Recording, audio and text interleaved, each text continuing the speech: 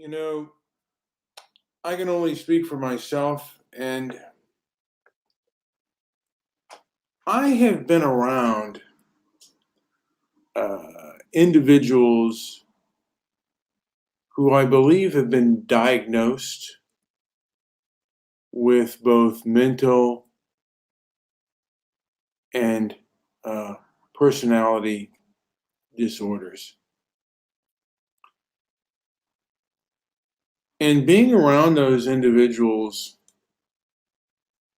I do recognize forms of pattern recognition.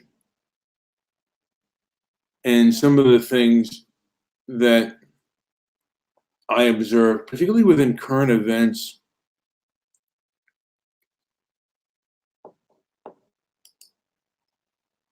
with some of these people,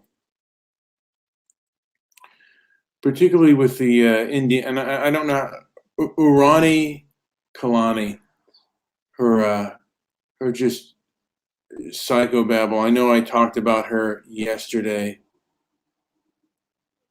but it just it it still kind of amazes me how the establishment seems to give into these kind of nutcases who they're just completely and utterly and totally insane. Or at least, well, I don't want to say totally insane, but just, it's like, where do you come up with this stuff? You listen to it, it's like, you don't have to be an educated person to think, well, this person is saying the most crazy, cringe kind of thing ever, you know? And I was looking on Tim Pool. There was I guess there was a driver, a Latino driver that punched a woman. I forget what part of California. He was an UPS driver who said to check her white privilege, and she was punched quite a few times in the head. And yesterday was D-Day, June 6th. And again, you get this meme that, and actually, uh, the Lincoln Project recently put out a video of people, like storming the beaches of Normandy and fighting during World War II, and that this is what the Antifa is, which is complete and utter, utter nonsense. It's like, have you even looked at any of the videos? These people are not proud Americans. Uh, these people will assault you if they disagree with you.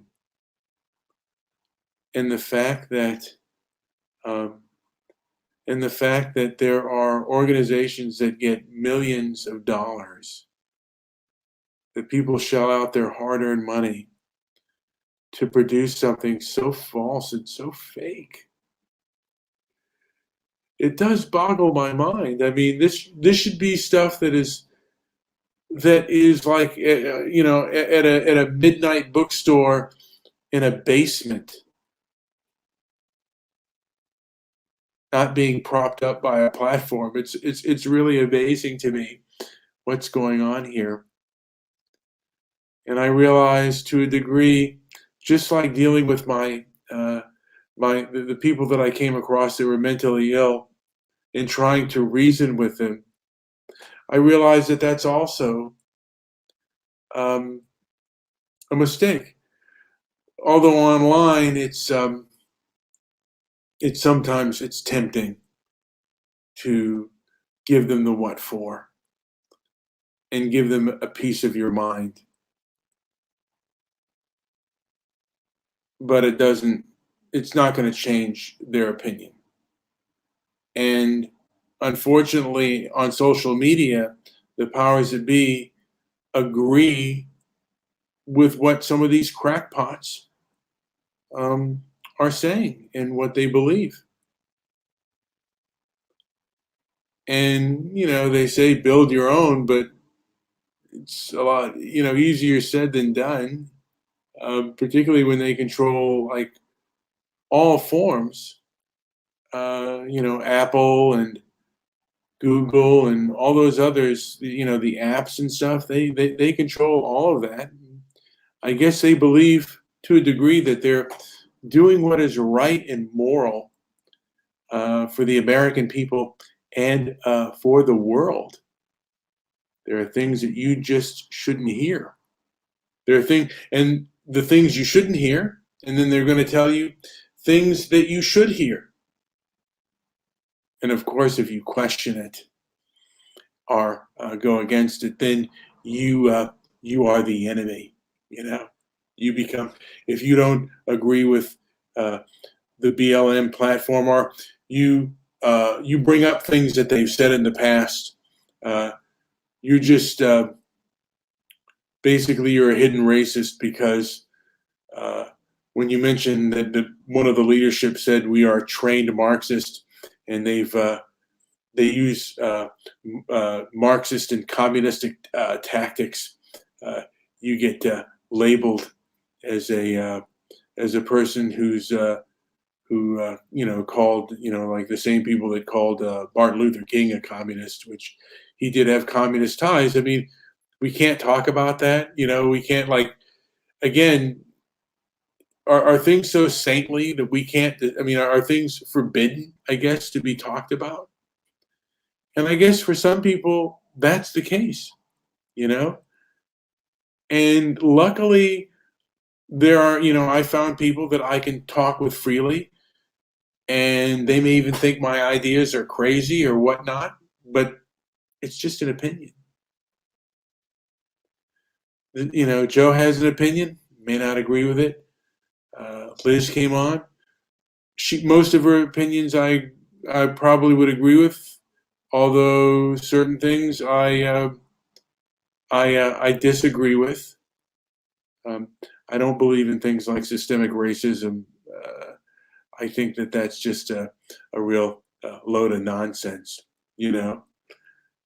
But today, it's if you bring up a point of view that they don't like, they will label it the way they want to label it, and it's really kind of unfortunate, you know.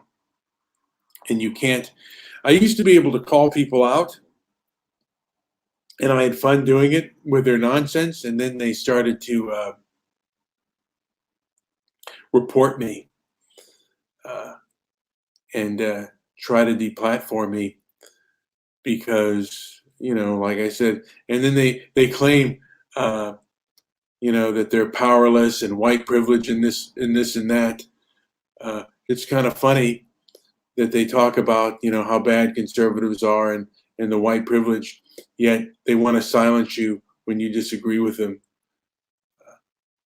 So it's just the kind of hypocrisy and gaslighting that I'm seeing is I don't think I've ever seen anything like it before. And again, it doesn't really do any good to talk to them because the only thing they're going to want to do if you disagree with them is hurt you, just like most mentally ill and personality disorders.